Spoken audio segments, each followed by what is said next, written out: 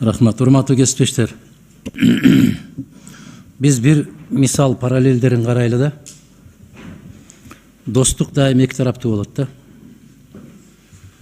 Бул кызматташтык куралгандан бери баш штаб-квартирасы Түркияда жайгашкан. Парламенттик тарабы Бакуда жайгашкан. Илимий тарап Казакстанда жайгашкан. Түрк Илимдер Академиясы деп ачылып, ал Астанада жайгашкан. Кыргызстанда эч нерсе жайгашкан эмес. Натабандык деп коет муну. Бечелдик деп коет муну. Алсыздык деп коет. Биз сурансак болот эле, тигинтсек болот эле эмес. Достук боло турган болсо, ар тараптуу болушу керек. Бир уюм сөзсүз түрдө Бишкекте жайгашышы керек.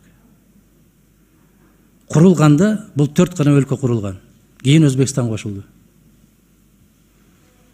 Ошондуктан биз суранып көрөбүз эмес, бул милдеттүү түрдө болуш керек. Кыргыз тарабынын өзгөрүүсүз позициясы болуу керек.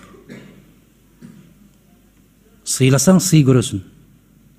Жок, эгерде Кыргызстан тараптан эч ким эсепке албай, силер тек гана биздин айтканыбызды кыла турган деген болсо, анда бизге андай уюмдун кажети жок. Бул кандай деген нерсе болду? Эми ошону дагы суранышыбыз керек болуп калды. 3 мамлекетте 3 очойгон орток ишканалар бар. Ошондуктан Бишкек экендиги, Кыргызстан экендиги бул жерде талашы жок болуш керек.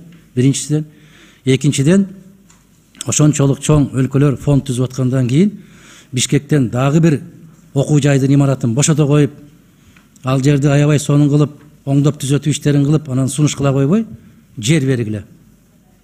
Жер бергиле, алар заманбап кылып өздөрү курсун. Башка өлкөлөр ушундай кылып шарт коюшат.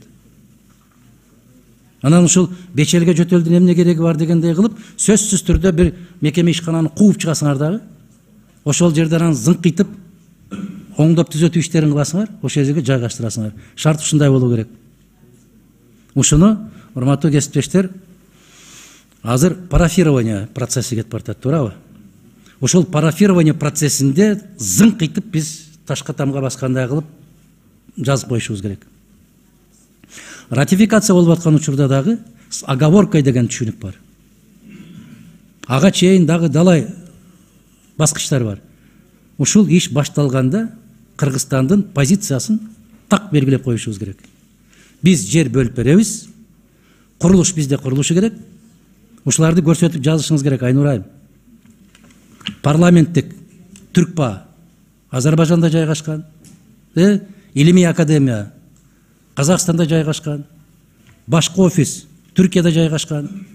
Эми ушул өнүктүрүү инвестициялык фонд Бишкекте жайгашуу бул мыйзам ченемдүү нерсе. Ушуну баса белгилеш керек. Ошол шарт менен, ушуну жазуу менен колдоп койсок туура болот. Рахмат. Улан Бердибаевич, уруксат болсо